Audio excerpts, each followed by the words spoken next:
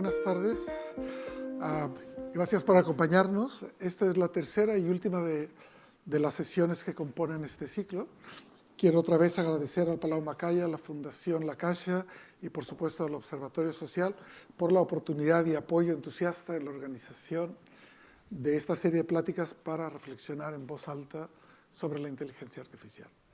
Agradecerles a ustedes, al público, por su asistencia y su generosidad al concedernos uno de los bienes más preciados del ser humano, el tiempo propio, el tiempo del otium, y además hacerlo con la atención y curiosidad intelectual que hacen posible después los debates de gran interés y valor añadido.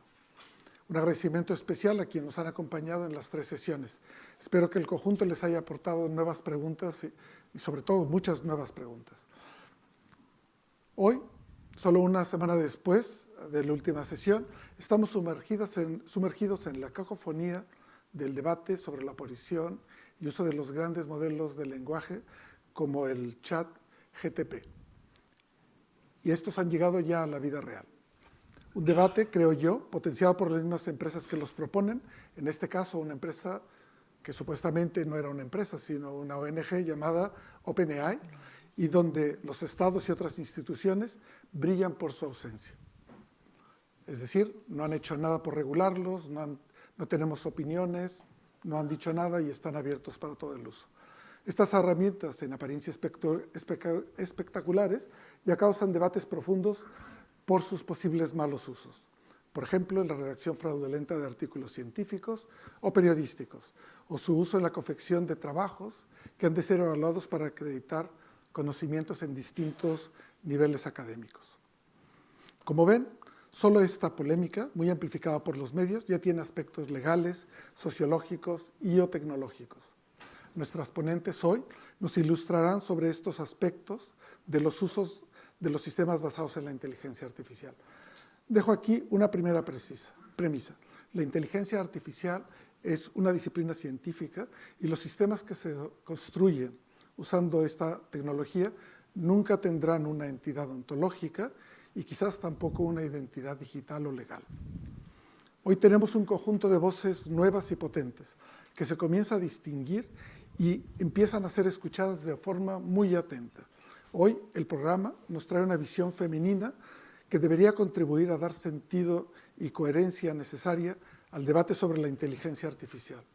Al ofrecer esta visión, un análisis crítico de esta disciplina para encontrar prácticas más equitativas y respetuosas con el medio ambiente.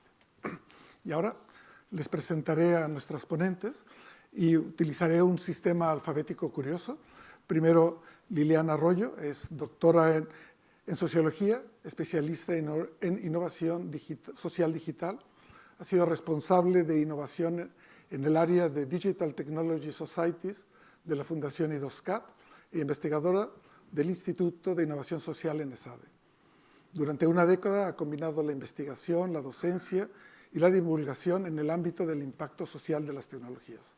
Un ejemplo es el estudio My Data, My Rules, From Data Extravism to Data Digital Empowerment, que es un gran texto, se los recomiendo, y ella fue la investigadora principal.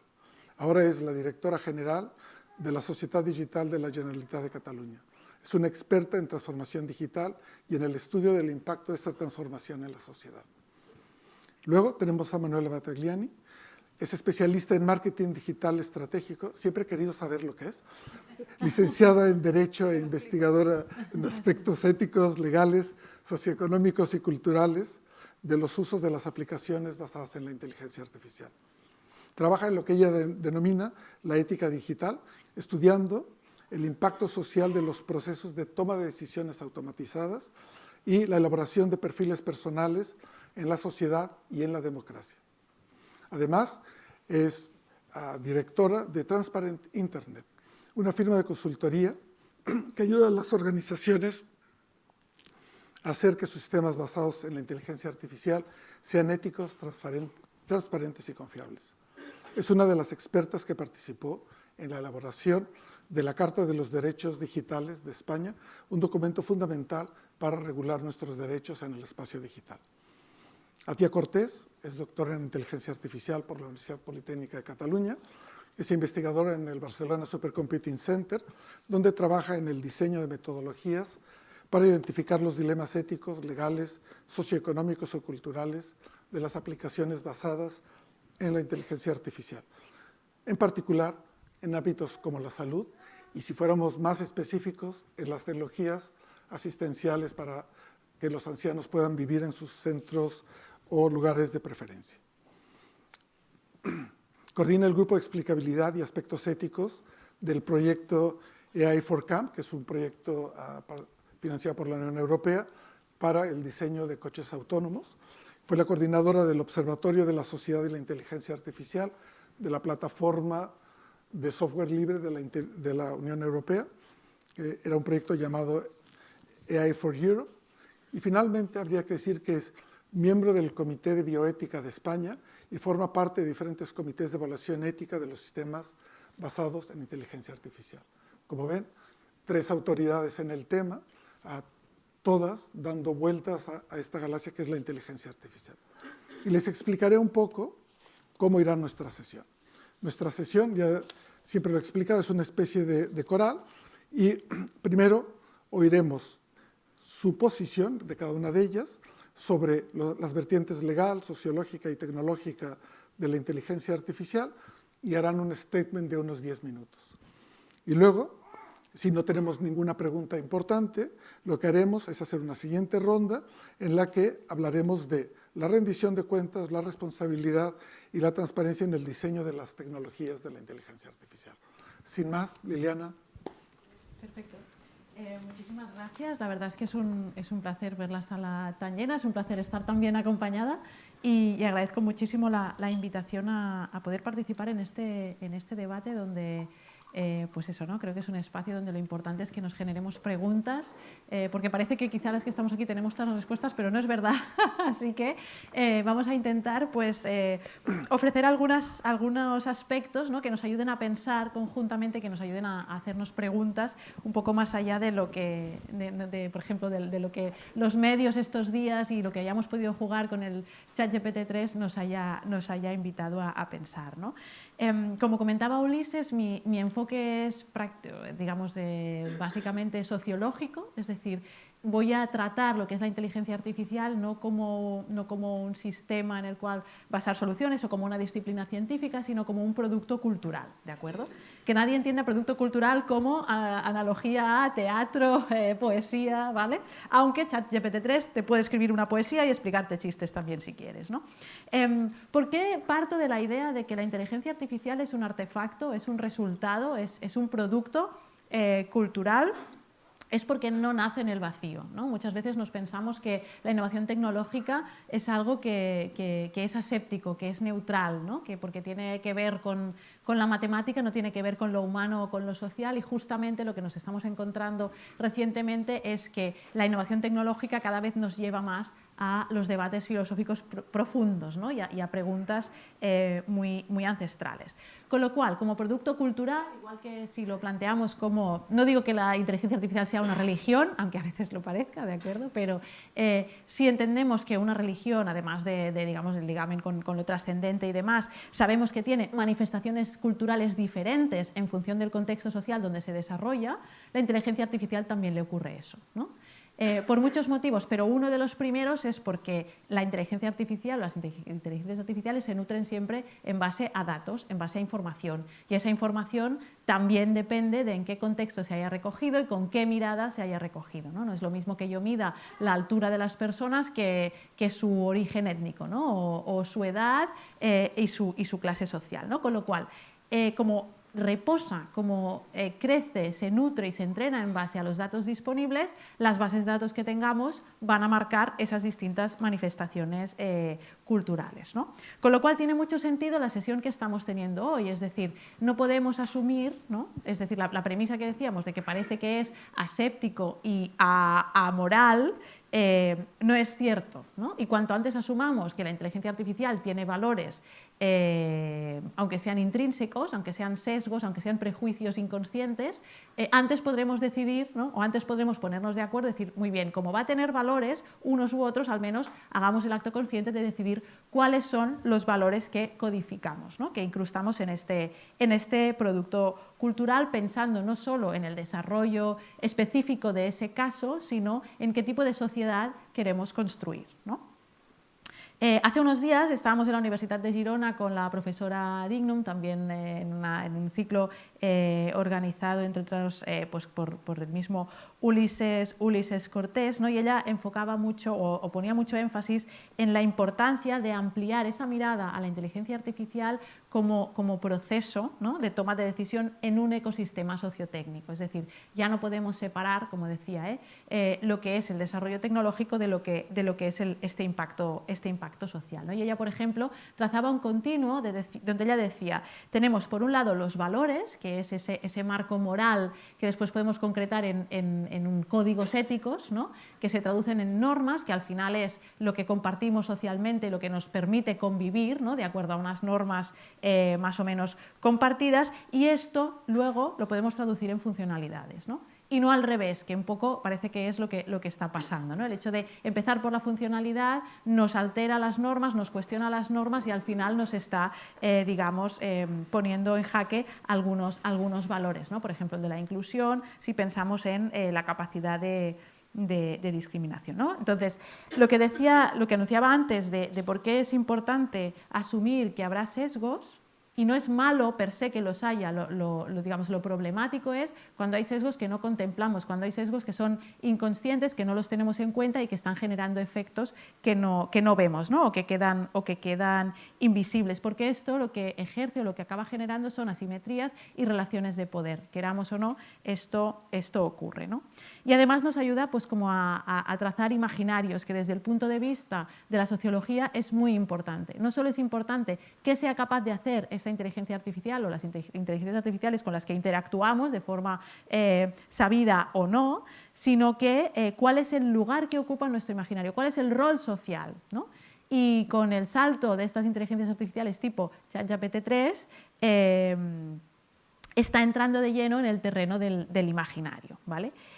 Un dato más o menos anecdótico, digamos, es que según la Fundación Fundeurrae fue la expresión del año 2022, ¿no? Esto ya quiere decir algo, esto ya nos está indicando que ya empieza a formar parte de las conversaciones de la ciudadanía, ¿no? Pero en cambio la ciudadanía no tiene la oportunidad de gobernar estas inteligencias artificiales en general. Hablaremos de algún ejemplo que sí, ¿no? Entonces, en el terreno de lo simbólico, que también tiene mucho que ver con lo social, nos encontramos, por un lado, con estos programas o estas interfaces que parece que nos entiendan, ¿no? Pero en realidad solo lo parece, porque lo que hacen es reproducir algunos patrones, identificar algunos patrones y entonces reaccionar en base a esto, pero cuando nosotros hacemos preguntas, interpretamos más de lo que está ahí, ¿no? Y me explico.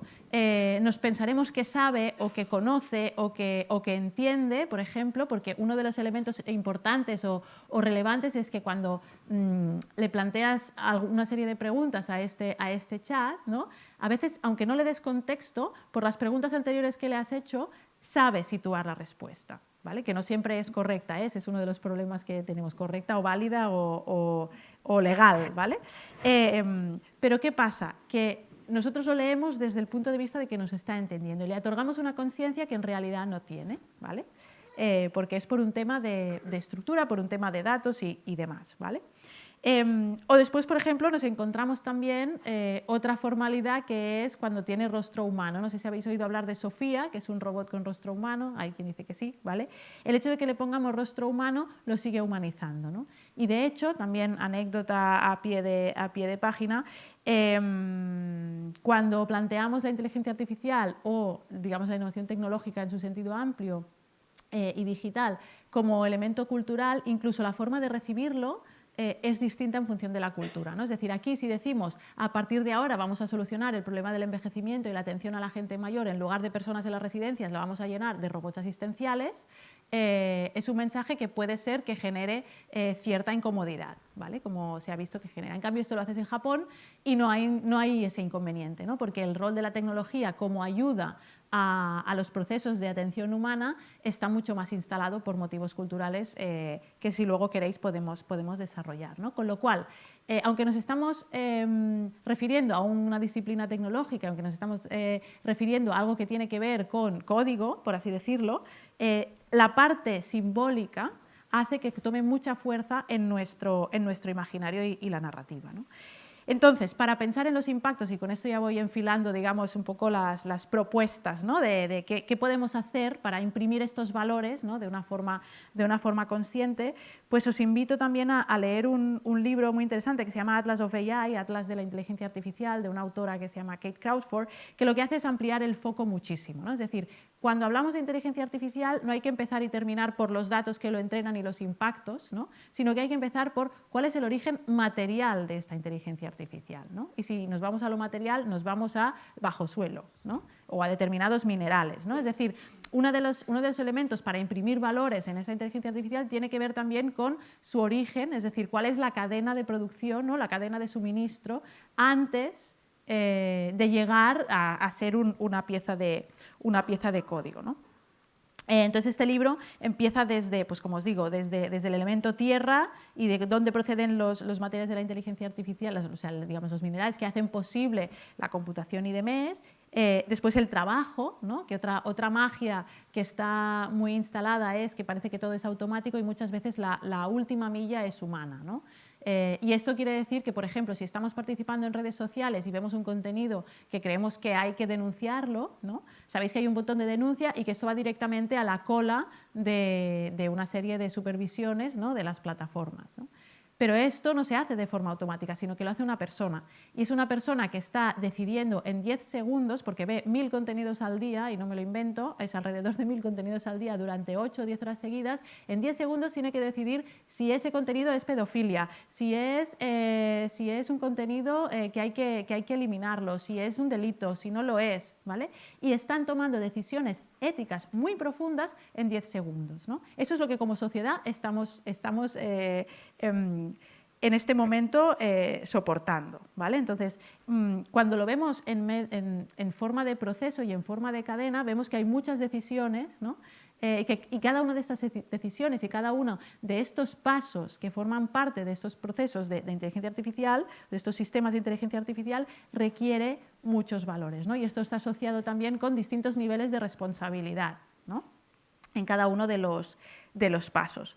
En términos de ética, no era sobre inteligencia artificial, pero por ejemplo hace unos días saltó a la prensa una serie de vídeos de los aspiradores estos automáticos inteligentes, sabéis, la Rumba y parecidos, ¿no?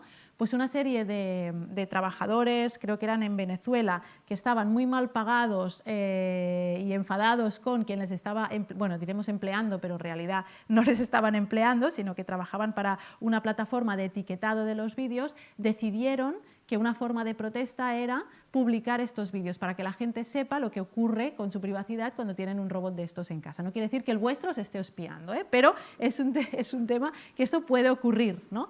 Y al final, una de las preguntas que a mí se me despierta con esto es ¿qué responsabilidad tiene pues esta persona que está revisando estos contenidos, ¿no? O el talento que está siendo una pieza clave en esta cadena de sucesos para que después nosotros podamos discutir con ChatGPT-3 o con la solución que sea, pues en qué medida, ¿no? Tienen esta responsabilidad o en qué medida es importante que en las escuelas formemos a talento crítico para que si un día están trabajando en una empresa que está haciendo cosas que no son éticas pueda levantar la mano, ¿no? En este momento levantar la mano tiene unos costes personales y profesionales muy fuertes.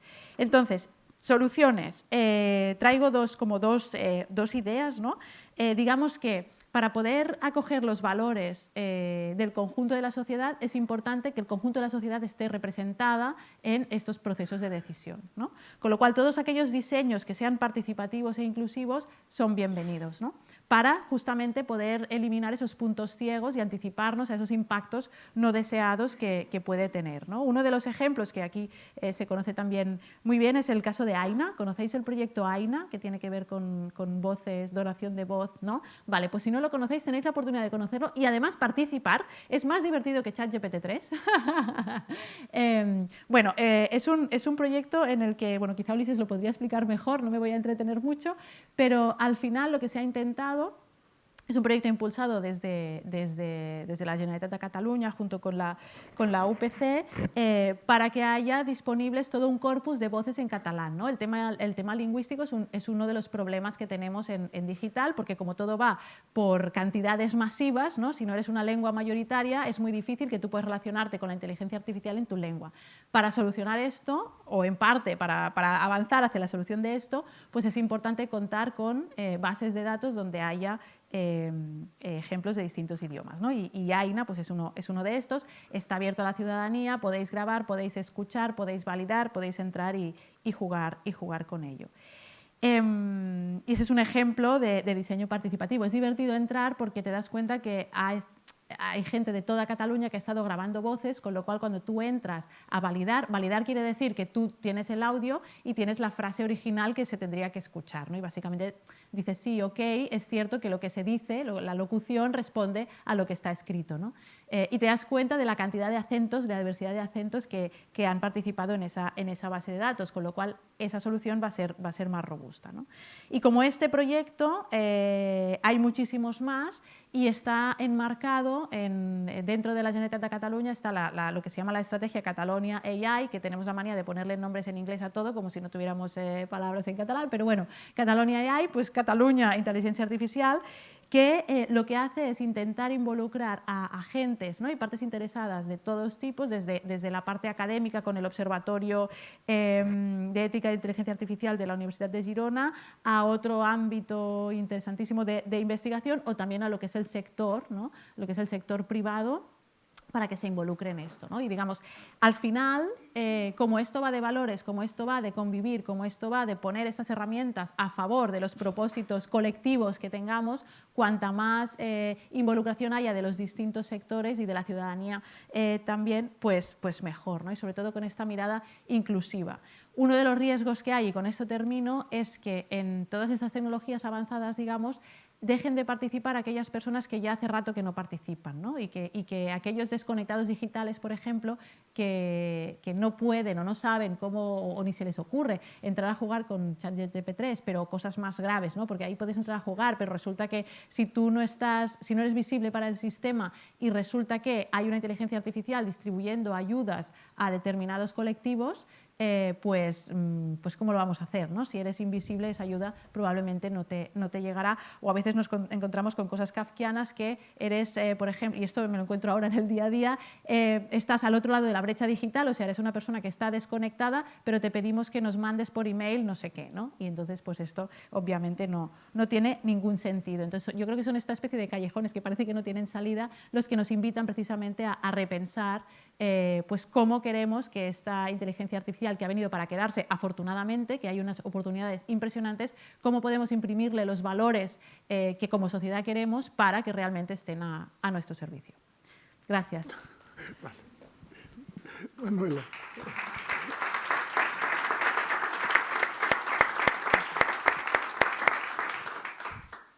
Buenas tardes. Ulises, muchas gracias por la invitación. Encantada de estar con Atia y con Liliana, a fin te conozco. La verdad es que yo soy una estudiosa de este tema, pero ya me cansé de estudiar, sinceramente. Me cansé de la teoría, me cansé del mundo de las ideas y me cansé del mundo perfecto que se lee en muchos papers, en muchos artículos científicos, porque yo soy eminentemente práctica. Y sobre todo porque yo estoy en esta profesión para hacer este mundo un mundo mejor. Parece muy pretencioso, pero es que me lo creo de verdad. Entonces, para mí, el único parámetro por el cual medir los sistemas de inteligencia artificial es que solucionen problemas humanos. Si no solucionan problemas humanos, a mí me dicen poco. Y esto es una realidad, que no estamos solucionando los problemas humanos que las propias decisiones automatizadas y perfiles personales están ocasionando. Y también me he hecho una reflexión en mi carrera como investigadora. Soy un popurrí de muchas cosas, pero creo que está muy bien, porque en este popurrí de muchas cosas lo que he hecho a lo largo de los años de haber estudiado diferentes disciplinas es, bueno, usarlas todas, y me ha dado la posibilidad de poder ver huecos donde no todo el mundo los ve, y soluciones, puntos de vista. Estoy un poco en crisis en mi carrera investigadora porque desde el punto de vista práctico, ¿cuántos problemas humanos estamos resolviendo mientras estamos escribiendo los papers? Porque hay una carrera que yo creo que no es ni siquiera sana por escribir y por publicar muchísimos papers, si se mide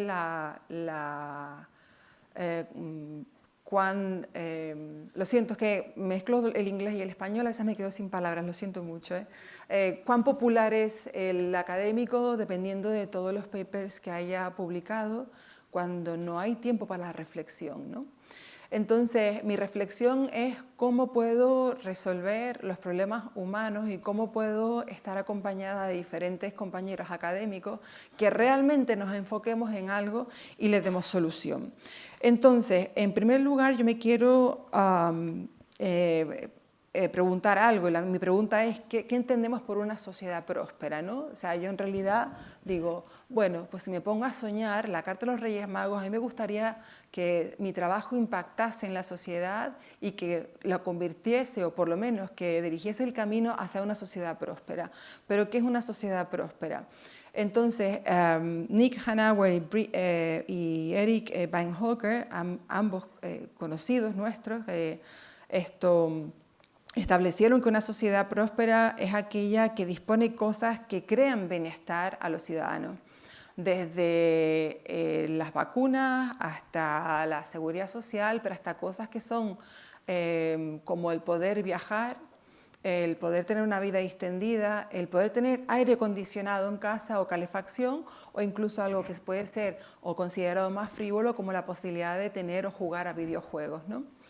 En definitiva, disponer de soluciones a los problemas humanos es lo que nos hace prósperos, y no la cantidad de dinero que hay en circulación. Entonces, es por eso que también hay una corriente de economistas muy brillantes que están empezando a plantearse, bueno, ya se están planteando hace mucho tiempo, seriamente el cambio de la medición de la economía precisamente en lo próspero que es una sociedad y no en el dinero que hay en circulación. Por lo tanto, como acabo de decir, no podemos medir la prosperidad por parámetros monetarios, sino la acumulación de soluciones a estos problemas humanos. Si lo relacionamos con las decisiones automatizadas, que es el campo de mi investigación, y el impacto social, aquí hay muchas cosas que decir. ¿Cómo vamos a solucionar problemas humanos a través de estas decisiones automatizadas? Porque ahora hay también una gran fiebre de automatizarlo todo, ¿verdad? Entonces, ¿cómo vamos a solucionar estos problemas a través de decisiones automatizadas? ¿Se puede solucionar los problemas a través de decisiones automatizadas? Entonces, si hablamos de valores, bueno, yo hablara de principios, pero bueno, están interconectados. ¿Cuál es el valor o el principio fundamental que reina, dijéramos, en Europa? La dignidad humana. Esa es la dignidad. Y de hecho la dignidad humana debería ser el parámetro de medición o de decisión de si una tecnología debería ser o no aprobada. ¿Respeta la dignidad humana o no la respeta?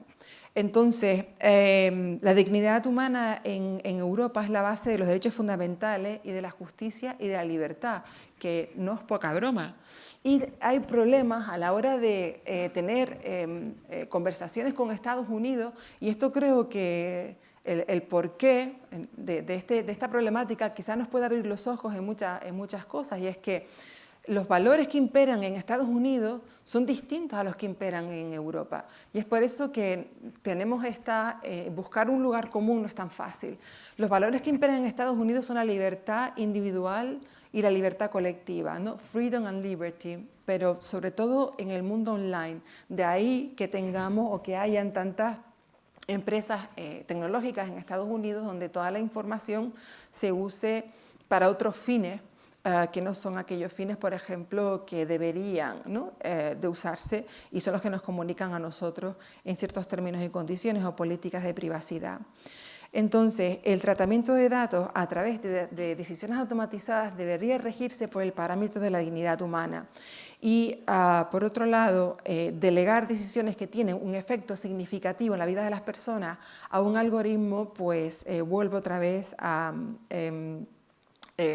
hablar de la dignidad humana, pero sobre todo no pueden regirse, hablo de la administración pública, por parámetros como el ahorro o la eficiencia, porque no somos precisamente la administración pública no es una empresa privada y además los principios que deben regir serían el Estado de Derecho, la legitimidad democrática, la responsabilidad pública y sobre todo los derechos humanos en el centro. Hay un gran problema, sobre todo una gran conversación en el Consejo de Europa y ya ha bajado instituciones en el cual establecen qué pasa con las decisiones automatizadas en el campo administrativo, en las decisiones administrativas, ¿no?, que son tantas las que hay. Desde pedir una licencia para construir, no sé, un cuarto de aperos o un trastero hasta decisiones administrativas que, por ejemplo, el bono social, donde Sibio estuvo intermediando para... Eso es o no una decisión administrativa, se está por definir. Entonces, ¿qué problema hay? Bueno, el problema es que... Si la decisión administrativa está tomada por un algoritmo, el gran problema es que los algoritmos no se pueden explicar al 100%. Entonces, ¿qué ocurre? Si yo voy al ayuntamiento y pregunto, ¿pero cómo que usted no me ha dado la licencia para construir? Me gustaría saber por qué. Pues no se lo puedo decir, es que esto lo ha decidido un algoritmo, es que esto va totalmente en contra del principio de derecho y lo tenemos que saber. El ciudadano tiene que saberlo, que esto va en contra del principio de derecho y va en contra del principio de legalidad y tiene que saberlo. ¿Por qué digo que tiene que saberlo? Porque hay una gran desinformación ciudadana. Y es por eso que creo que las cosas se pueden cambiar o desde muy abajo o desde muy arriba, o estando en política o estando desde muy abajo.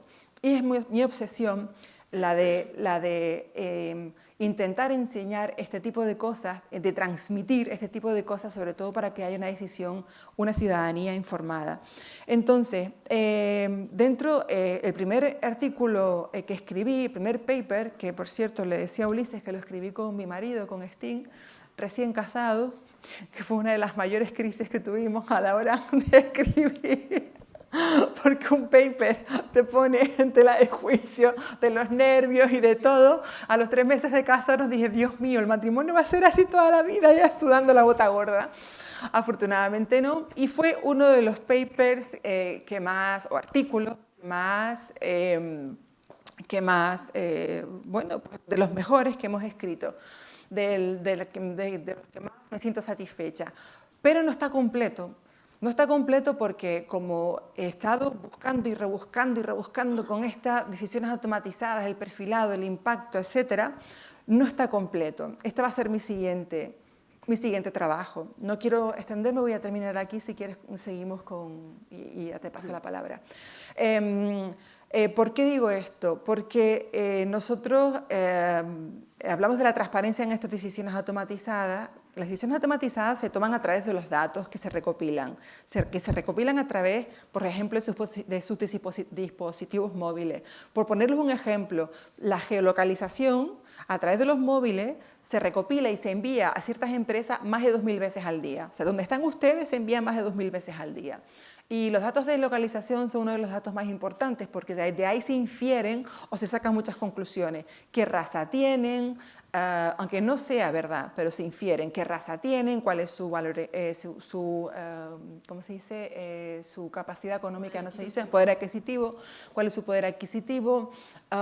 Entonces, según se van moviendo, se toman decisiones. Se toman decisiones como, bueno, si usted vive en un barrio considerado como conflictivo, el fee del seguro va a ser más alto porque hay más posibilidades de que le atraquen, de que le rompan el coche. En cambio, si vive en un barrio rico, pues entonces va a ser más bajo. Y así con todo.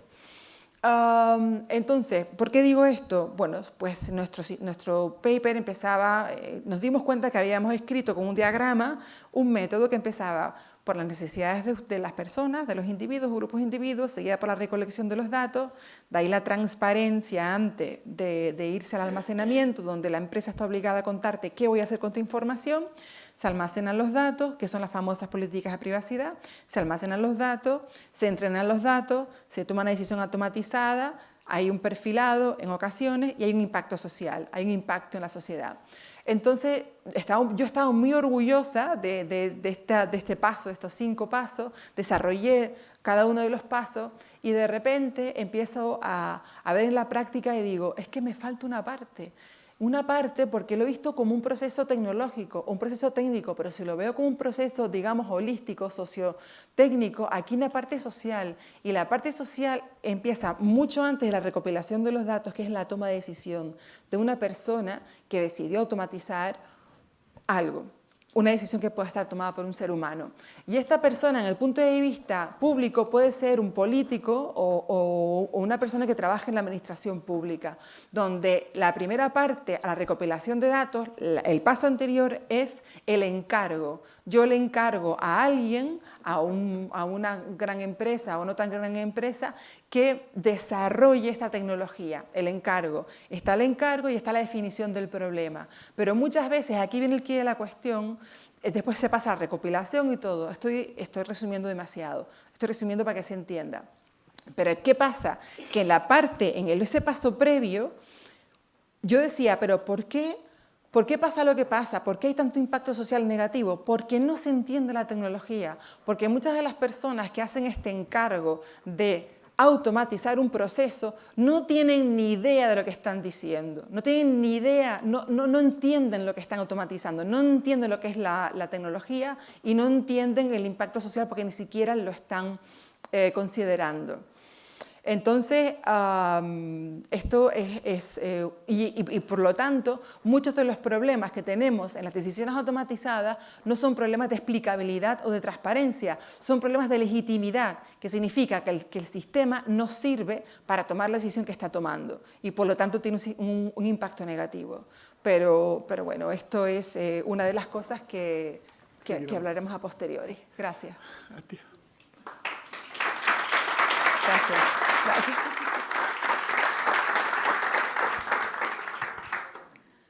Bueno, buenas tardes. Muchas gracias, Ulises, por invitarme. Yo, como la última, pues tengo el reto de pues a ver qué puedo decir de nuevo, ¿no? Que no hayan dicho estas 2 grandes mujeres ya. Pero bueno, bien, yo lo que quería explicar un poco esta tarde era, desde el concepto ¿no? La propuesta de la charla de rediseñar la inteligencia artificial o repensar el diseño de la inteligencia artificial, primero para ver cómo hay que rediseñarla o por qué hay que hacerlo, evaluar cuál es el estado actual, ¿no? de esta tecnología. Como toda nueva tecnología, hay que ver un poco cuál es su progreso, un progreso tecnológico, o sea, desde el punto de vista tecnológico, cuáles son, digamos, las nuevas tareas o las nuevas capacidades que nos proporciona esta tecnología como humanos, como sociedad, ya sea en nuestro trabajo, ya sea en nuestro día a día, en nuestro ocio. Entonces está por una parte esta parte, digamos, tecnológica, pero luego también, relacionado con lo que han estado explicando, pues estaría también cuál es el impacto social de esta nueva tecnología, ¿no? De qué manera nos está afectando. Uso la palabra afectar, pero puede ser tanto en positivo como en negativo. ¿De qué manera está afectando esta tecnología a nuestro día a día, a nuestros valores, a nuestras normas, a nuestros comportamientos? Y con esto también tenemos que ver ya no solo cómo nos afecta como individuos o como colectivos, sino también cómo afecta a los sectores, ¿no? Ya más bien digamos a nivel de educación, a nivel de sanidad, a nivel de economía, por diversos aspectos que ya se han estado hablando hoy aquí, como por ejemplo pues cómo afecta al trabajo y cuál es la consecuencia de estar utilizando estas tecnologías en el día a día. Y por último, también habría que evaluar cuál es el uso final de esta tecnología, porque al final yo creo que es la parte más importante, ¿no? Ya no importa tanto si sirve para predecir una cosa o para clasificar otra, sino realmente cuál va a ser el uso final que se haga una vez se ponga en manos de la sociedad. Y lo que nos tenemos que preguntar aquí es principalmente si es el uso que se había esperado, para qué se había diseñado esa tecnología, si se está utilizando al final para esto. Y si se está utilizando para esto, si es legal. Y si no es legal, pues entonces ya no se debería utilizar. Pero si entra dentro del marco de la legalidad, si igualmente es moralmente aceptable y por tanto deberíamos estar utilizándolo. Entonces, al final, lo que estamos aquí viendo es un poco cómo evoluciona esta tecnología y lo que nos deberíamos preguntar es si nosotros como sociedad tenemos también la capacidad de decidir cómo va a evolucionar esta tecnología. Entonces, hay gente que opina que el progreso tecnológico, la innovación tecnológica, al final impone la manera en que se desarrolla nuestra sociedad, la manera en que se desarrollan nuestros valores culturales y nuestras normas sociales. Es lo que le llaman el determinismo tecnológico. No todo el mundo está de acuerdo con esa idea. Por poneros un ejemplo, es el caso de las redes sociales. Las redes sociales se crearon con el objetivo de conectarnos a todos, entre todos, en cualquier momento del día, en cualquier lugar del planeta, nos podíamos estar contactando con otras personas. El anytime, anywhere, all at once, ¿no? Como la película esta. Pero si nos ponemos a observar lo que ha pasado años después de que ya estemos todo el mundo utilizando estas redes sociales, nos damos cuenta de que realmente lo que ha habido es una reducción de lo que son las interacciones sociales directas, ¿no? En las conversaciones cara a cara. Y en realidad, a cuanto más uso de las redes sociales, menos interacciones humanas estamos teniendo, pero es que además están saliendo otro tipo de problemas, como por ejemplo adicciones a las pantallas, problemas relacionados con la salud mental, problemas relacionados con el aprendizaje en la juventud, etc. Entonces, pues aquí hay que ver un poco cuál está siendo el impacto de esta sociedad y si realmente se había diseñado para este uso. Otro ejemplo que os quería dar es el de la automatización, que Liliana ya lo ha mencionado, o Manuela, igual las dos. El hecho de estar automatizando cosas porque la tecnología lo permite y al final nos proporciona también pues, unos sistemas, unas cadenas de montaje, de producción más eficientes y al final pues, también más efectivas a nivel económico, por ejemplo, pero tiene su efecto en lo que es en la sociedad. Se están reemplazando algunos trabajos, algunos otros están quedando obsoletos, pero es verdad que también están dando la oportunidad de crear otro tipo de trabajos, ¿no? O de centrarse en tareas que quizás son más complejas. Entonces, este mismo caso se puede aplicar a la inteligencia artificial. Lo que nos tenemos que preguntar es qué pasa con los puestos de trabajo, por ejemplo, que se están viendo afectados por la inteligencia artificial o qué pasa en ámbitos que ya son más, digamos, creativos y no tanto tareas repetitivas. Aquí es donde entra el concepto este que se está hablando desde hace ya unos cuantos años y que en Europa se está intentando impulsar, ya sea desde el nivel de guías, pero también ya más relacionado a nivel de marco ético y legal, que sería el hecho de diseñar una inteligencia artificial que esté centrada en el humano.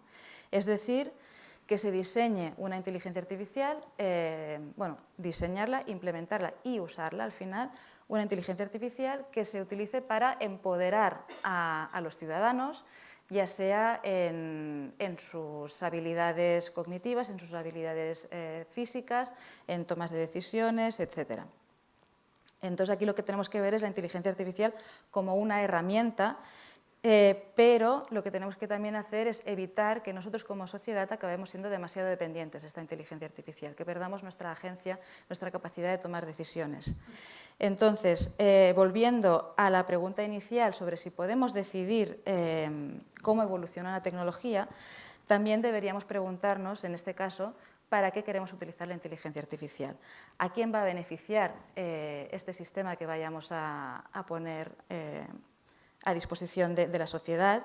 Y si este beneficio se va a hacer a costa de que otro sector de la población, en general poblaciones más vulnerables, acaben siendo perjudicadas. Es lo que hoy en día se está intentando poner, se está intentando destacar, por ejemplo, con la tendencia de la inteligencia artificial para el bien común o con los objetivos de desarrollo sostenibles de las Naciones Unidas. Perdón. Entonces, pensando un poquito en lo que podemos hacer nosotros para repensar este diseño de la inteligencia artificial, aquí se plantean diferentes retos, ¿no? Hay un reto principal, yo creo, y ya se ha ido mencionando, que es el de preparar a la sociedad para interactuar con esta inteligencia artificial. La sociedad necesita entender cuáles son las ventajas y las desventajas de la inteligencia artificial. Y para ello lo que se necesita es invertir en educación y en nuevos sistemas de educación desde el nivel más elemental hasta luego ya pues, subiendo a educación secundaria y universidad, y etcétera. Necesitamos que la sociedad del futuro esté preparada para poder entender todos estos problemas, para ser capaces de resolver estos problemas. Pero también necesitamos formar a los profesionales que ya existen hoy en día, de todos los ámbitos posibles. Necesitamos formarlos en lo que son las competencias de inteligencia artificial y convertirlos en expertos en inteligencia artificial. Aquí yo creo que la clave es acabar teniendo equipos multidisciplinares que sean capaces de entender y de trabajar juntos en estos problemas, no solo desarrolladores de software, desarrolladores de inteligencia artificial, sino también gente que ha estado entrenada y que ha estado educada en aspectos más relacionados con las ciencias sociales, como por ejemplo la filosofía, la sociología, las cuestiones éticas, y luego ya también trabajar directamente con lo que son los expertos de dominio, ¿no? Pues si estamos trabajando en el ámbito de la salud, pues que los profesionales de la salud también estén entrenados en inteligencia artificial para ser capaces al final de construir, digamos, un lenguaje común en el que todos se puedan entender y que todos puedan, digamos, trabajar juntos. Y por último, dentro de esta parte de la educación, yo creo que también es muy importante potenciar a nivel europeo y luego ya a nivel nacional todo lo que sería el I+D en inteligencia artificial, de manera que se pueda retener también el talento que hay aquí y se pueda también desarrollar esta inteligencia artificial a nivel europeo y avanzar en técnicas de evaluación. Eso por una parte, ¿no? Sería la parte esta de ver cómo evolucionamos. Luego está la parte de ver cómo evaluamos también esta tecnología. Como he dicho antes, se puede observar lo que es el progreso tecnológico y, por tanto, evaluarlo también desde un punto de vista tecnológico. Nuevamente se había puesto mucho hincapié en lo que eran las métricas de evaluación técnica, como por ejemplo si estaba siendo, el sistema era preciso o si era rápido, pero hemos visto hoy en día que todo esto no es suficiente. Hoy en día no es solo importante que un sistema basado en inteligencia artificial sea capaz de resolver bien una tarea, sino también hay que ver cuál es la consecuencia de que se está haciendo esto, ¿no? Entonces hay que englobar este concepto sociotécnico que estaban diciendo mis compañeras, de manera que se pueda entender realmente cuál es el impacto que va a acabar teniendo, ¿no? Entonces, para ello hay que incluir una evaluación multifactorial en la que no solo se tenga en cuenta todas estas métricas de rendimiento, sino que también se incluya conceptos como la privacidad, la justicia, la transparencia o la rendición de cuentas. El problema, creo yo, que hoy en día estos conceptos todavía son demasiado genéricos. Hay muchísimas guías hoy en día, en los últimos años se han publicado muchísimas guías de lo que tiene que ser una inteligencia artificial confiable o responsable, y se están dando diferentes definiciones de todos estos conceptos. Al final son todas muy parecidas, pero lo que está costando es ver cómo podemos realmente ponerlas en práctica, ¿no? Cómo se pueden operacionalizar estos requerimientos éticos de manera que luego se pueda verificar que realmente el sistema de inteligencia artificial los está cumpliendo. Entonces, no sé cómo voy de tiempo, pero yo creo que lo dejo aquí y en la siguiente pues ya os hablo un poco de herramientas e ideas que puede haber. Muy bien, muchas gracias.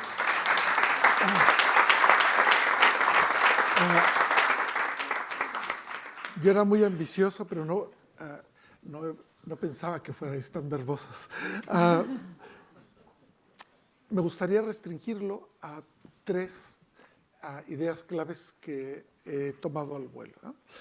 Una es, hablas de una tecnología para la sociedad, pero en general las grandes tecnologías son de las empresas y la sociedad es usuaria y aparte en general extractiva, ¿no?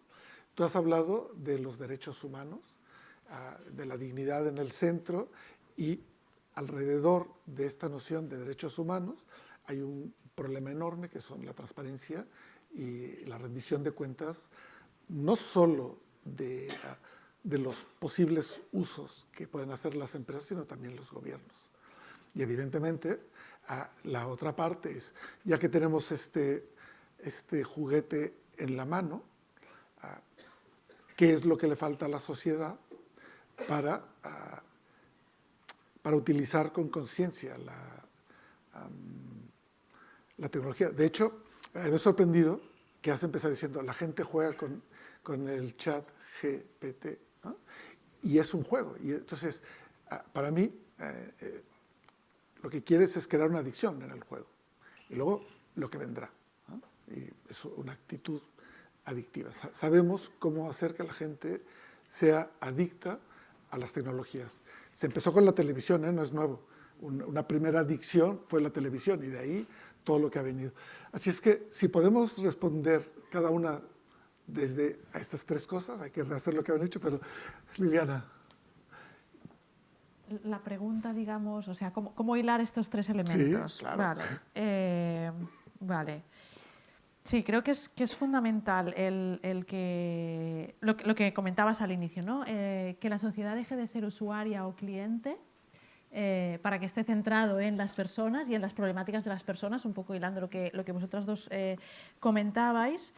Por supuesto, sujeto a los derechos humanos, que también hay un debate sobre si tenemos que inventarnos nuevos derechos digitales y tal, pero al final parece que el consenso es, tenemos unos derechos humanos, digamos, acordados y consensuados, la cuestión es actualizarlo a los retos que nos trae la innovación digital, ¿no? Y quizá me detengo un poco más en esto que comentabas de qué tipo de sociedad o qué tipo de relación con la tecnología nos genera el hecho de que la capacidad de testear de forma masiva las innovaciones dependa de empresas privadas, ¿no? Aunque a veces vestidas de ONGs, ¿no? ¿Esto qué quiere decir? Esto tiene implicaciones muy fuertes, muy fuertes. Primero, que obviamente si son empresas lo que hay es una lógica de lucro detrás. ¿El lucro es negativo por definición? No. Pero ¿qué pasa? Que muchas de estas empresas son empresas enormes, respaldadas por grandes inversiones que lo que quieren es maximizar el beneficio. Es decir, generar mucha riqueza sin preocuparse mucho de distribuirla después. Ese es uno de los problemas que tenemos, ¿no? Entonces, ¿es importante que haya beneficio para que los proyectos sean viables? Sí, porque alguien tiene que pagar la fiesta, digamos, ¿no? Pero la cuestión es... pagamos la fiesta en especies, por decirlo de alguna forma, y además los ingresos que se generan no nos revierten, sino que tienen un poco efecto Mateo, que van allí donde ya hay dinero. Y después, el tema de jugar. Es que los seres humanos nos relacionamos mucho mejor con aquello que nos impacta en lo emocional o en lo divertido, lo lúdico y demás, y es una vía de entrar, ¿no? El juego y la eficiencia. Por ejemplo, hace tiempo que se venían haciendo estudios sobre en qué medida a la gente le apetece que para acceder a un lugar usen su rostro o tu iris o tu huella dactilar. Eso si te lo hacen en el aeropuerto, ahora ya estamos muy acostumbrados, pero hace 10-15 años, cuando se le preguntaba a la gente, decían, hombre, pues no quiero que me escaneen la cara para tal, quiero que haya una persona que valide que soy evidentemente quien lleva este pasaporte, ¿no? En cambio, si te lo ponen en el móvil y te dicen, mira qué cómodo, porque cuando hace frío y llevas guantes, no hace falta que se te congele la mano. Tú pones la cara y se te desbloquea el móvil. Ahí se nos bajan todas las barreras, porque es el argumento de la conveniencia, ¿no? Entonces, detrás de estas empresas, y con esto acabo, hay grandes equipos que se dedican a lo que es el diseño de conducta. Y muchas veces el diseño de conducta va en favor del modelo de negocio, no va en favor de vamos a generar conductas que sean socialmente aceptables, deseables y legítimas, con lo cual ahí tenemos un problema importante que tiene que ver también con la estructura económica de cómo se organiza esta innovación. ¿Cuál es la pregunta? Los derechos humanos y la tecnología. Bueno. Y la rendición de cuentas. Bueno, vale. Perdona, es que de verdad que me olvidé. Esto, yo creo que antes de hablar de las soluciones, quizás estaría muy bien poder concentrar los problemas y sobre todo a lo que nos enfrentamos. Entonces, en primer lugar, uno de los grandes problemas que tenemos son los modelos de negocio de las grandes tecnológicas. Sus modelos de negocio son modelos de negocio ilegales en Europa. Y sobre todo, ya no solamente el modelo de negocio en sí, sino el poder concentrado en tan pocos actores que se lo permiten sus propios modelos de negocio.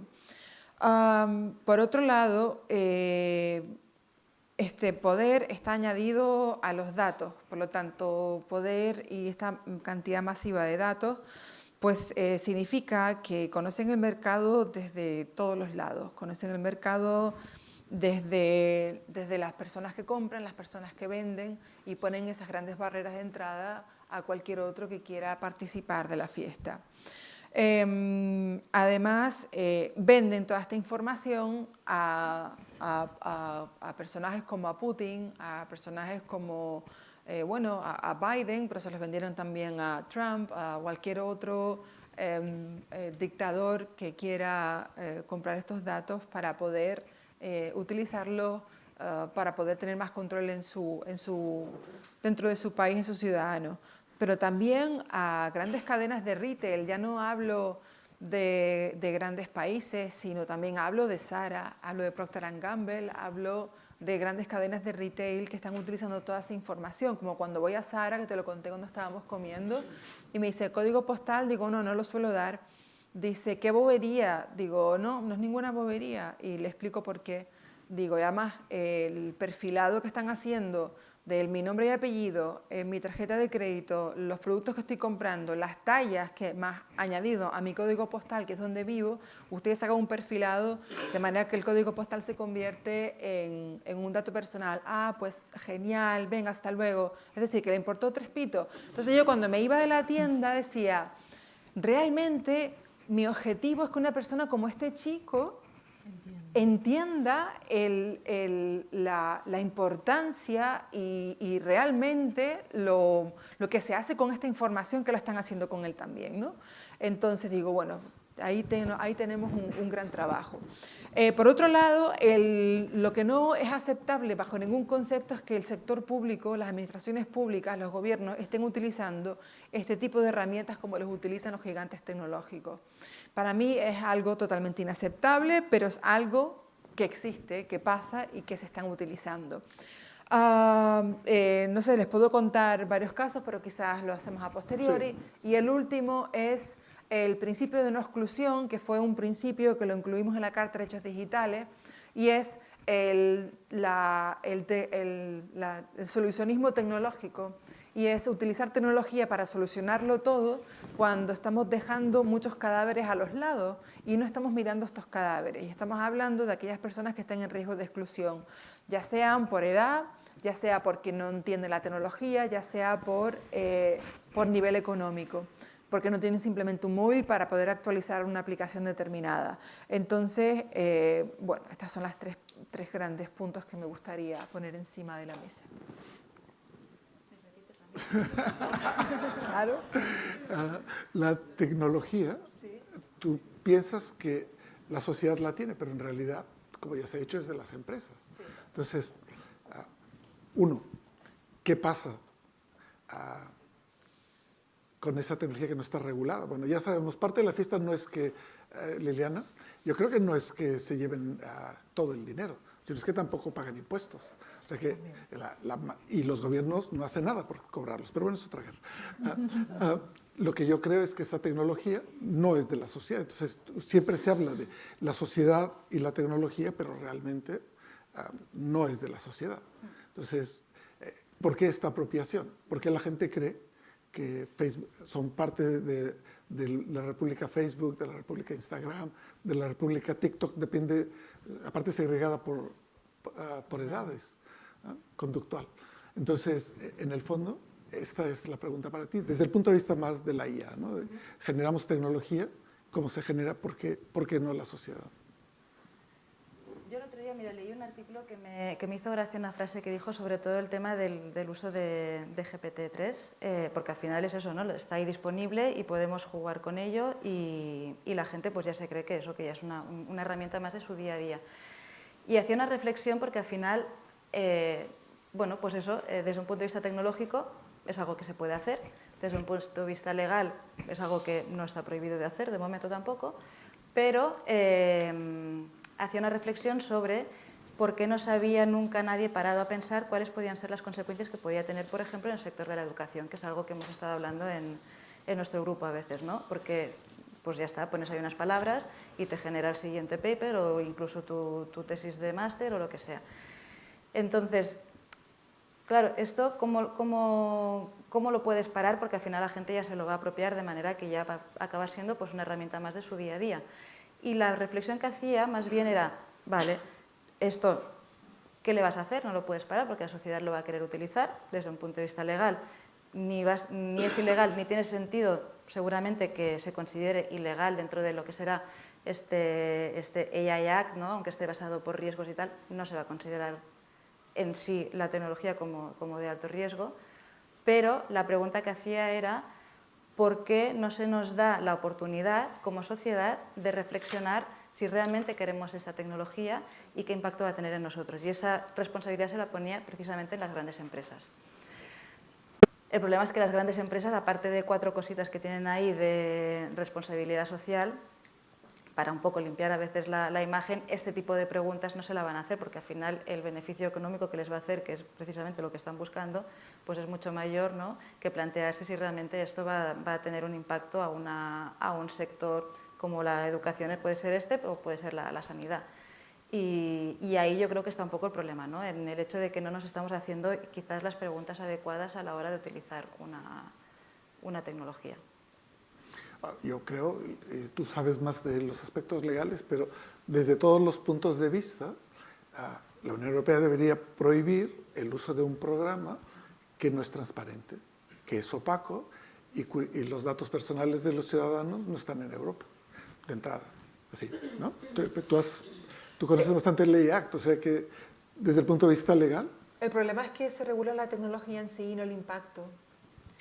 Entonces, partiendo de esa base, es una legislación que se basa solamente en la recopilación de datos, en el algoritmo y la decisión algorítmica en sí, pero no en el impacto que tiene. Entonces, la auditabilidad de los sistemas debería ser cuando su impacto es negativo, pero no se puede auditar una tecnología cuando cumple una serie de requisitos, cuando esta no va a ser negativa para la sociedad, y algunas van a ser negativas y pueden conseguir algún tipo de truco para que sea un coladero las premisas de que sea de bajo riesgo o que no tenga riesgo ninguno. Entonces ese es el problema ahora mismo. Quizás uno de los principales problemas es que la sociedad ni siquiera sabe de qué va el juego, ¿no? ¿Cuántas pelotas hay en el campo? ¿No? No es y si les interesa, y si les interesa. Porque mucha gente decía, de hecho en Europa participé en una conversación donde decía, no, es que realmente a los ciudadanos no les interesa su privacidad, y eso no es cierto.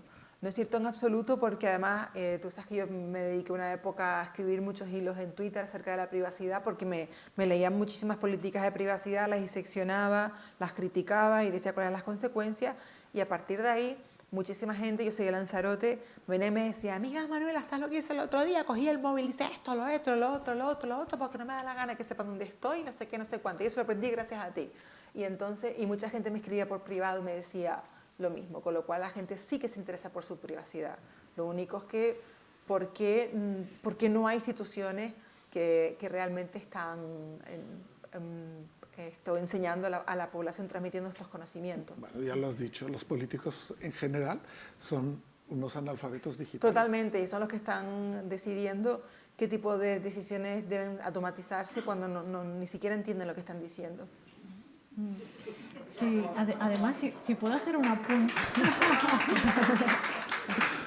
Además, si puedo hacer un apunte, el solucionismo tecnológico, es decir, ponle un botón o una app porque lo vamos a arreglar así, al final es algo que conjuga muy bien con el cortoplacismo y con el rédito político a corto plazo, ¿vale?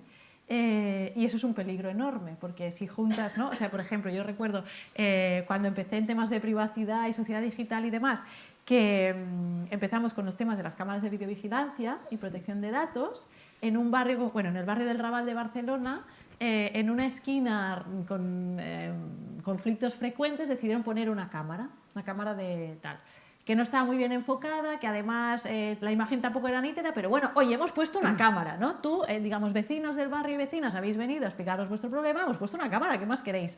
Al año siguiente, cuando revisaron, bueno, ¿qué nivel de impacto ha tenido esto? ¿En qué medida la gente se siente más segura, ¿no? Es decir, la gente se sentía un poco más segura, pero pasaban más cosas que antes de que hubiera la cámara. ¿La solución cuál fue? ¿Retirar la cámara? No, vamos a poner 2 o 3 cámaras porque a ver si así es verdad, ¿no? Es que no hemos puesto suficiente tecnología, ponle más kilos, ¿no? Y eso es fruto del desconocimiento. Pero porque además las grandes empresas son muy hábiles presentándose en los despachos de las personas que toman decisiones, explicándoles las bondades de esas soluciones tecnológicas. Y esto pasó en pandemia, por ejemplo, con todas las herramientas a disposición de los centros educativos. Entonces ahora los niños se creen que Google es Internet, que el Chromebook es el soporte, ¿no? Y al final pues hay una confusión donde no se entiende que el campo de juego es mucho más amplio, ¿no? Y qué papel está jugando ahí esa empresa. De hecho, es muy raro lo que pasó en Europa porque mientras en Estados Unidos el K12 es una legislación que impide que los 12 primeros años de escolarización de los niños en Estados Unidos, ninguno de los datos que se producen por la interacción de los niños con los programas se pueda capturar y nadie puede explotarlos. Esto fue una ley que se implantó durante la época Obama y que cuando se implantaron aquí durante la pandemia, los filtros no estaban allí. Entonces, bueno, ese es el tipo de problemas que, pues, eso no fue oscuridad, ni fue nocturnidad, ni nada, simplemente aquí nadie ha pasado el K12. Entonces, no era un problema porque no había un nivel de informatización en las escuelas, ¿no? Eso que decías de las cámaras, participé en el diseño del plan estratégico de la Ciudad de México. Es una ciudad relativamente extensa y el problema es ¿cuántas cámaras necesitamos para controlar la Ciudad de México? Asumiendo que se puedan comprar, ¿quién iba a guardar todos los datos en continuo y los iba a analizar? Entonces, se desechó. Es que eso es quemar pues, todos los bosques del mundo. Y solo hay una ciudad que tiene un nivel altísimo de cámaras, que es Londres, que es la ciudad que tiene más cámaras del mundo, que más cámaras de videovigilancia. Sí, sí. Pues es una cuestión que la gente en realidad no se está todavía planteando, ¿no? ¿Cuál es el coste de poner en uso esa tecnología? Y el impacto medioambiental debería ser una cuestión muy importante a considerar desde el inicio. Y, por ejemplo, ahora que se están entrenando, ¿no? estos modelos de lenguaje tan grandes y tal, la gente nos está preguntando realmente cuál es el coste, ¿no? Cuál es el impacto de estar entrenando o estar desarrollando esa tecnología y luego ya si eso se plantean para qué la voy a utilizar, pero primero pues la hago. Y me gusta porque hay algunas instituciones, algunos investigadores, por ejemplo, ¿cómo se llaman? Stanford Human AI, que es un centro de investigación dentro de Stanford, que por ejemplo a la que se ponen a entrenar este tipo de tecnologías, en el propio artículo te dice, pues hemos utilizado todos estos modelos, algunos de ellos son públicos, algunos de ellos son privados. Entonces, a nivel de euros para los privados, dólares para los privados nos ha costado tantísimos miles de dólares poder entrenar aquí, pero luego para los que son abiertos pues nos ha costado tantísimas horas, que también es muy importante, poder entrenarlo todo esto, ¿no? Y creo que esto al final es una justificación también muy importante, cuando hablaba antes de evaluaciones de tecnología, un aspecto muy importante que se tiene que tener en cuenta hoy en día a la hora de diseñar el propio sistema. A favor y en contra. Ustedes saben que aquí el Centro Nacional de Supercómputo es una máquina relativamente grande y un año cuesta 4 millones de euros de electricidad, grosso modo. Y tenemos un número que son 13,5 petaflops, es un número, ¿eh? Bueno, el chat GPT se ha entrenado con una máquina que es 15 veces más grande que nuestra máquina. Y la han entrenado durante 6 meses. Pues hagan los números. Y eso yo creo que dieron los números simplemente para descorazonar al siguiente. Si tú tienes una máquina muy grande, en Europa no hay, o sea, si sumáramos todas las máquinas que hay en Europa, no tendríamos ese nivel. Ahora, con todas esas máquinas, sería un año solo dedicadas a entrenar. Entonces, nadie quiere. ¿No? Nadie quiere porque, claro, pues hay que invertir muchísimo dinero en darle vueltas y vueltas y vueltas. Entonces, se han colocado en una posición en la que, de momento, son imbatibles, ¿no? Y Europa, pues, por mucho que queramos tener un modelo, pues no llegaremos, ¿no? Pero también tenemos que entender un poco qué es el chat GPT. Desde el punto de vista de como se dirá en inglés, la big picture o la situación general, ¿no? Cogerlo con perspectiva.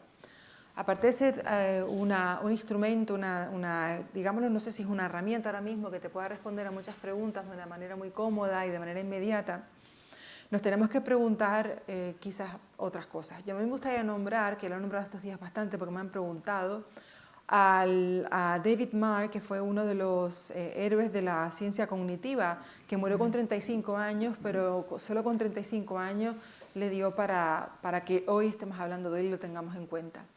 Es muy conocido por la hipótesis de que todo aquel sistema de procesamiento de información tiene que tener 3 niveles. Que el primero sería la teoría computacional del problema, el segundo sería la representación y el algoritmo, y el tercero sería el hardware. Y él fundamentalmente se centró en la teoría computacional del problema tecnológico a resolver, puesto que respondía a preguntas tan importantes como el propósito y el porqué del diseño de esa tecnología, y por qué es apropiado computar ciertas cosas y otras no.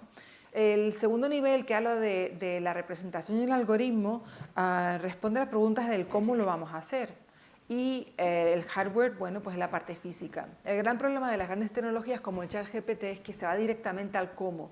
Y es uno de los grandes problemas que tenemos actualmente, que casi ninguna de las tecnologías están diseñadas como el por qué, sino respondiendo preguntas súper flipadas, rollo, ¿qué tal si hacemos algo? Se me acaba de ocurrir algo, flipadera a tope, pum, lo hacemos. Pero realmente no se está respondiendo el porqué del porqué del porqué profundo de las cosas, ¿no?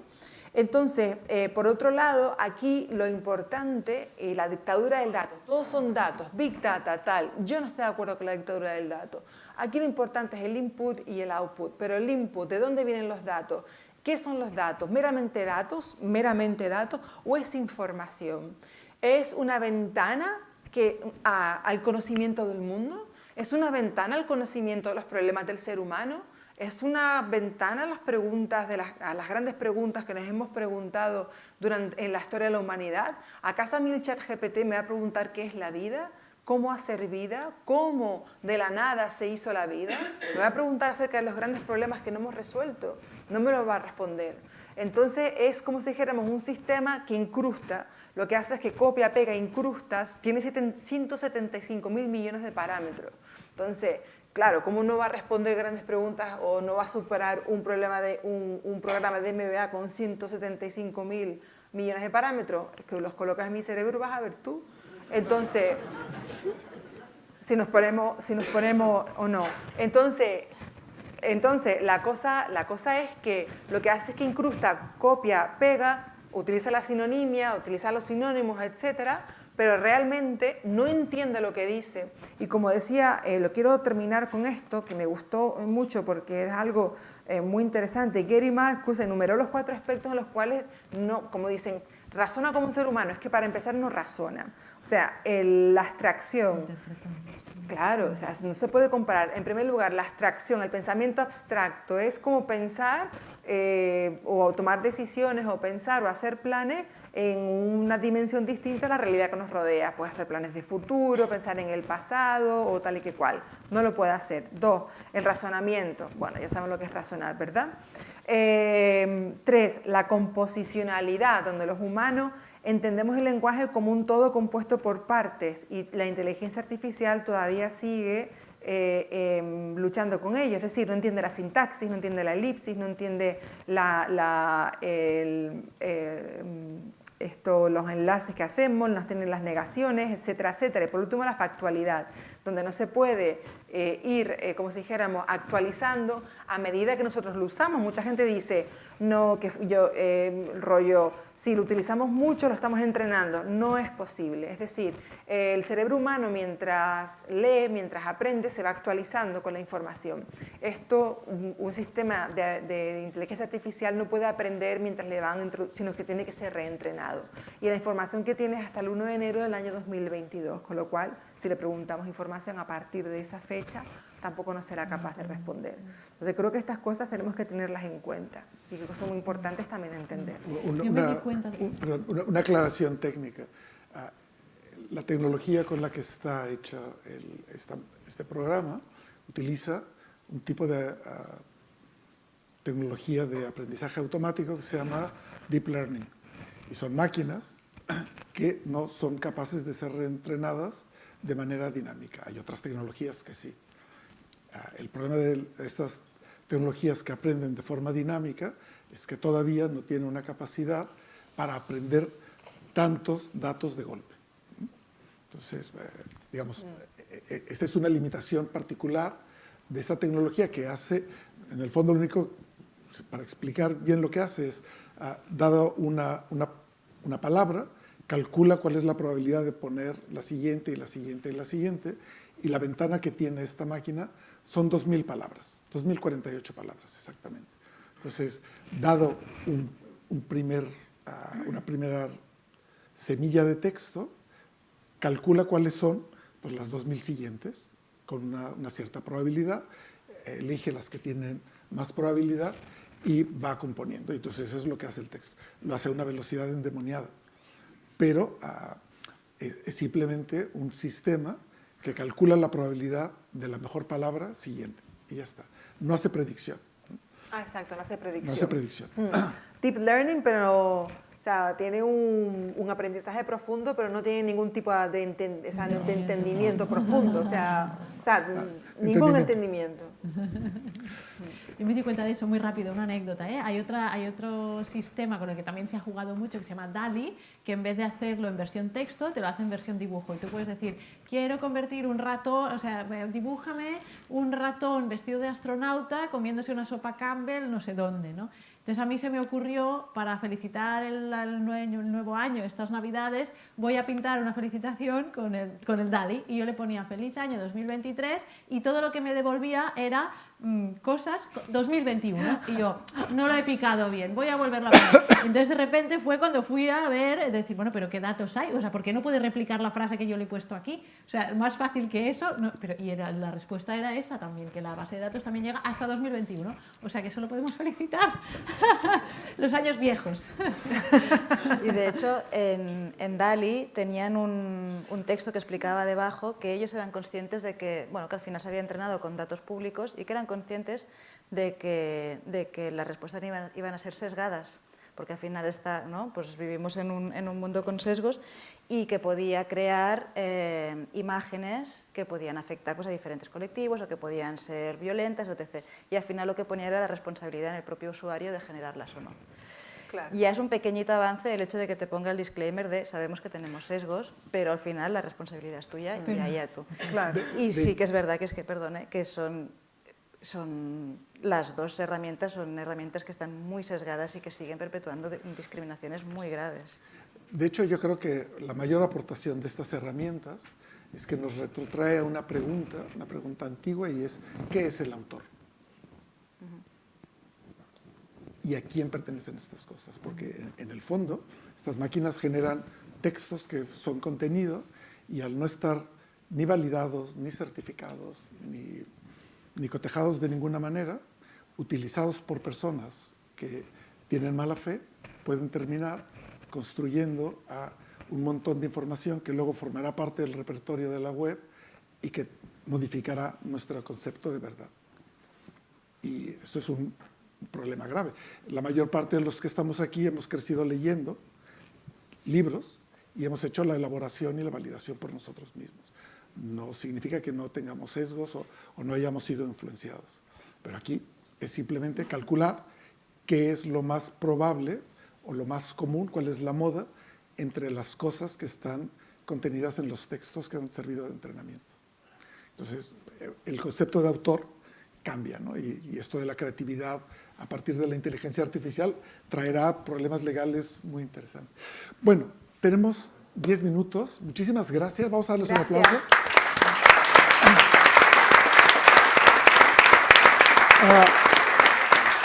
Vamos a hacer un par de preguntas. Por favor. Hola, buenas tardes. Muchas gracias por vuestra presentación. La verdad es que yo confieso que estoy completamente horrorizado por los efectos perversos que se pueden derivar no solo de la inteligencia artificial, sino de la tecnología digital en general. Y he venido aquí porque el título me resultaba muy interesante, ¿no? Valores, inteligencia artificial adecuada y tal. Pero no me he tranquilizado lo más mínimo, porque veo que las soluciones que muy sintéticamente habéis expuesto es la participación ciudadana, la sociedad, pero resulta que ya habéis dicho que nadie tiene ni puta idea de lo que está pasando aquí, y por consiguiente, si hemos de formar a los políticos y hemos de formar a la sociedad antes de que haya este cambio cultural necesario, bueno, vamos a ver cuántos meses tarda ChatGPT en basarse en el GPT-4. Microsoft, como sabemos, va a invertir 10.000 millones de dólares, en OpenAI, la empresa que lo ha fabricado, ¿no?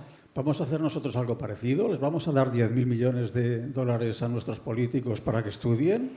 ¿O se lo vamos a dar a la sociedad? Es decir, me parece que hay una disonancia, no sé si cognitiva, pero sí operativa, y me parece que esto no tiene solución de lo que os he oído. No sé si me podéis tranquilizar un poco más. Yo estoy obsesionada con eso y le contaba a Ulises hoy cuando comíamos juntos que me gustaría armar un plan en el cual, un programa en el cual poder hacer que por cierto están invitadísimas si quisieran formar parte porque son un complemento a la charla, una red de charlas por colegios, por institutos y por primeros años de universidad. Porque, por ejemplo, una pregunta tan simple pero tan... es ¿qué tiene que ver las matemáticas con la discriminación en la sociedad? Que esa asignatura que mucha gente dice no sirve de nada, ¿qué sirve la filosofía que para ellos todavía sirve menos? Con la discriminación en la sociedad, y podemos ir a puntos concretos, las ciencias sociales, etcétera, etcétera. Entonces, un poder explicar cómo los equipos multidisciplinares precisamente se componen de gente con altos conocimientos matemáticos, con filósofos que plantean dilemas morales, etcétera, etcétera, etcétera. Y sobre todo, el impacto social. El conocimiento bueno, eso, me gustaría tener esa iniciativa que parta de mí porque no quiero esperar a depender de nadie, y me gustaría armar una red para poder empezar, y bueno, pues ya seguramente, como cuando me planteo algo lo consigo, pues ya seguramente aquí te hablaré de eso. Bueno, había una señora por aquí que lo... Sí,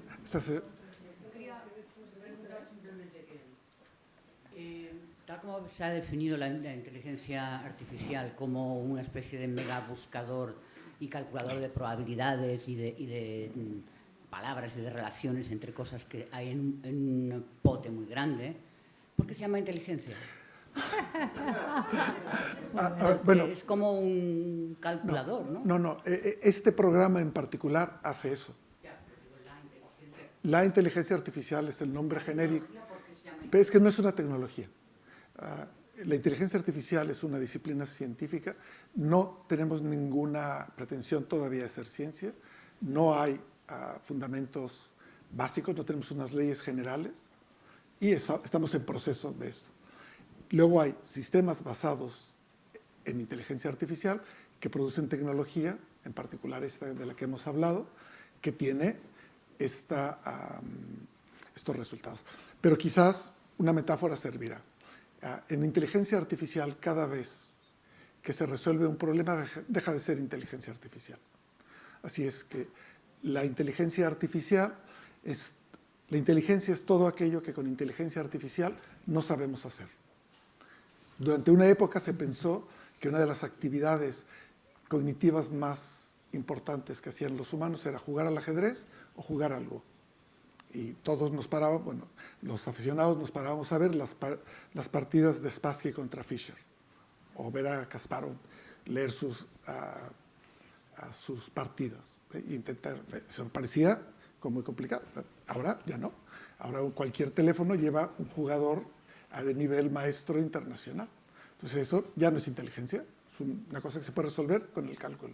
Y vamos haciendo, y cada vez encontramos unos límites para cosas más complicadas. La empatía, los sentimientos, la justicia, la emoción, eso está muy lejos todavía, pero está dentro del plan. Algún día llegar a entender cómo funciona eso y bueno, los que estuvieron en la conversación anterior, el profesor Stills fundamentalmente lo que dice es una máquina que nos sirve para hacernos preguntas como ¿qué fue primero, la comunicación o el lenguaje? Si sabemos que fue primero la comunicación, el lenguaje, podemos decidir si para el lenguaje necesitamos razonar. Y ese tipo de preguntas, que parecen banales desde el punto de vista cognitivo, David Marr fue uno de los primeros que empezó por ese lado en MIT. Bueno, pues ese es el tipo de preguntas que nos hacemos. Otra cosa es la tecnología y los usos de la tecnología. Pero son cosas distintas, ¿eh? No podemos decir... Llamando inteligencia artificial a algo que, tal como está saliendo en la conversación, parece... Que no es tan inteligente, no. Bueno, es un nombre. Sí. Bueno, Es verdad. sí, sí. Bueno, quería seguir un poquito lo que estaba diciendo. Creo que bueno, yo personalmente creo que también hay un problema, bueno, no es un problema, pero que el crear está poco la cueteca la cuestión, ¿no? Y son justamente los científicos que crean un algoritmo o crean una tecnología para, en principio, ser creador de esto. Pero el problema viene cuando tú dejas o empiezas a utilizar esta herramienta para crear en otros campos, como que no son exactamente los tuyos.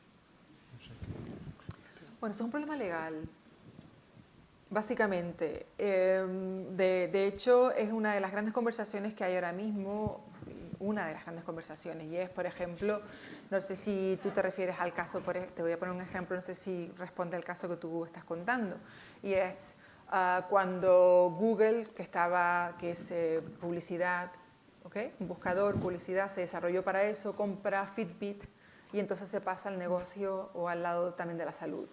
Entonces ya la tecnología de Google junto con los datos de Fitbit pasan al tema al mundo de la salud.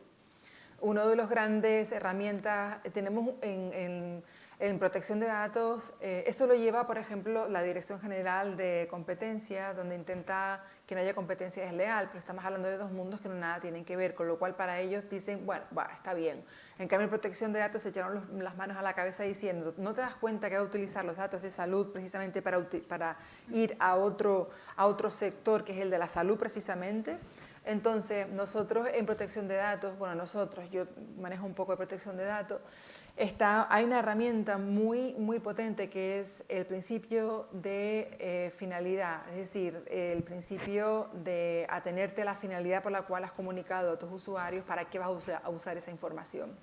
Si ese principio lo utilizase en la Dirección General de Competencia, podríamos poner freno a muchísimas de este desarrollo de tecnología que se está saltando de para qué empezó y está saltando otros sectores que pueden ser peligrosos. En Europa lo tienen más difícil, pero en Estados Unidos Amazon ha comprado una red de clínicas privadas, por lo tanto lo que ha hecho ha sido recopilar muchísimos datos de salud de miles y miles cientos de miles de americanos. ¿Y qué va a hacer con esa información? Bueno, freedom and liberty, tenemos libertad individual y colectiva, y eso es lo primero que van a defender. No sé si he respondido a tu pregunta, pero desde un punto de vista legal es... más general, Sí. Sí. Yo querría, un poco retomando el clima, ¿no?, que nos ha dejado el señor asustado, sí que gracias por compartirlo en voz alta, porque suele pasar este tipo de catarsis en estas sesiones. Creo que es verdad que nos queda mucho trabajo por delante, que este tipo de soluciones basadas en inteligencia artificial en manos de empresas privadas van a una velocidad impresionante y con unas capacidades, ¿no? Pues si son 15 veces el Mare Nostrum, pues bueno... ese argumento no nos sirve, ¿no? O sea, el argumento de la fuerza no nos sirve. Pero en cambio hay iniciativas ciudadanas de sociedad civil organizada, o la iniciativa que tú comentabas, ¿no? Pero también hay en las administraciones gente que se está preguntando. O sea, no me gustaría tampoco que fuéramos con la idea de nos gobiernan unos ineptos, en las universidades nadie se pregunta nada, porque no es verdad. O sea, está ocurriendo y está pasando. Hay universidades técnicas que están exacto, ¿no?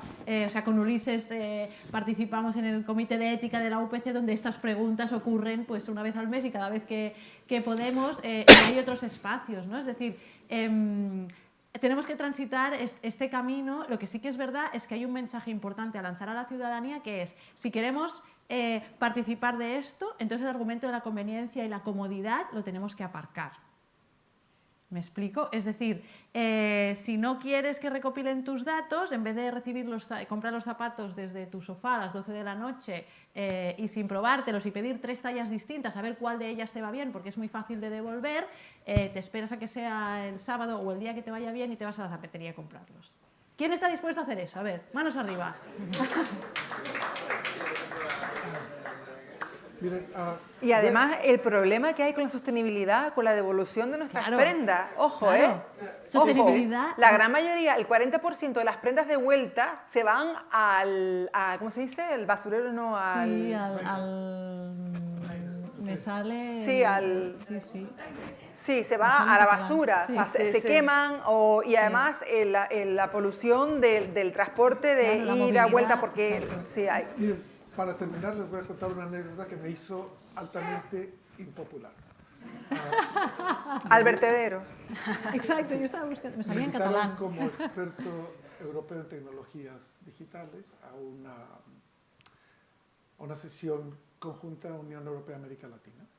Y entonces el problema era, las personas en América Latina no tienen capacidad económica para tener una tarjeta de crédito, por lo tanto no pueden comprar en Internet. Estamos asumiendo que tienen un teléfono que está conectado a Internet, como no lo sabemos. Pero bueno, entonces se estaba discutiendo qué tipo de mecanismo se podría facilitar para que tuvieran tarjetas. Entonces había una compañía brasileña contra una mexicana peleando por hacerlo, es decir, tienes un teléfono, tienes crédito. Entonces el entonces ministro de Medio Ambiente de Costa Rica dijo que así había sido la peor de sus pesadillas y explicó que el Black Friday, que todos conocen, causaba la mayor concentración de automóviles en San José. Es imposible conducir, pero esos días es todavía peor, para el reparto, la contaminación, la recogida de la basura, que no es selectiva, el reciclado de todo eso y luego ponerlo en un barco para sacarlo a un sitio donde se pudiera hacer. Entonces, la propuesta que yo hice es que esto todos lo sabemos. Si tú compras un producto que puedes conseguir a 4 kilómetros de tu casa, un impuesto del doble, se acabó. Y esto lo que hace es beneficiar al comercio local. Claro. Bueno, entonces ya ven por qué terminé siendo altamente impopular. Bueno, pues muchísimas gracias y gracias a los que estuvieron aquí 3 veces también.